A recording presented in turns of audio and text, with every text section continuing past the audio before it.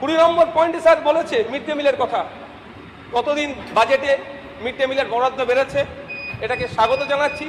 তবে mid day meal কারা প্রদান করবে এটা নিয়ে বিতর্ক আছে, কারণ আমরা তৃতীয় বিশ্বের আমরা মানুষ, আমাদের কাছে হেভি ফুড হচ্ছে ডিম।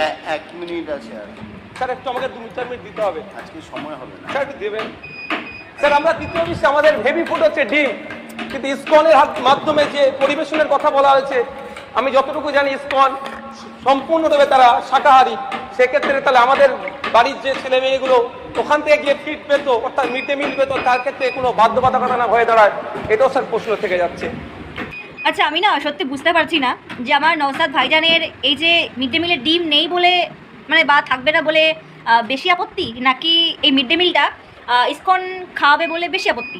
কারণ ইসকন নিরামিষভোজী হলেও পনির, সয়াবিন এগুলো কিন্তু প্রদান করে, এবং আমি যতদূর জানি যে সয়াবিন, পনির এগুলো যথেষ্ট পুষ্টিকর খাবার। এছাড়াও সবুজ শাকসবজিতে প্রচুর পরিমাণে ভিটামিন আছে, প্লাস ঔষধি গুণও আছে। এছাড়া আমি যতদূর শুনলাম যে এই ডিমের বদলে ইসকন থেকে সম্ভবত বৈদিক ঘি আসবে। তো আমার মনে হয় যে ডিমের থেকে তো এটা বেশি ভালো, তাই না? এবং এটাও সত্যি যে ডিম বেশিরভাগ বাচ্চাদেরই প্রিয় খাবার। তবে আমি যতদূর জানি যে স্কুলে সপ্তাহে একদিনই ডিম দেয়। তো আমার মনে হয় যে সপ্তাহে একদিন ডিম খাওয়ার থেকে মানে ডিম খেলেও যা হয় আর না খেলেও ওই ঠিক তাই হয়। তো সেখানে দাঁড়িয়ে আমি বলবো এটাই যে আপনাকে পুরো পশ্চিমবঙ্গের মানুষ ভীষণই ভালোবাসে, এমনকি আমি নিজেও আপনাকে ভীষণ সম্মান করি। তো সেখানে দাঁড়িয়ে এমন কোনো অবাস্তবিক কিছু বলবেন না, মানে অবাস্তবিক মোহের বশে কিছু বলবেন না, যাতে মানুষ আপনাকে অসম্মান করা শুরু করে।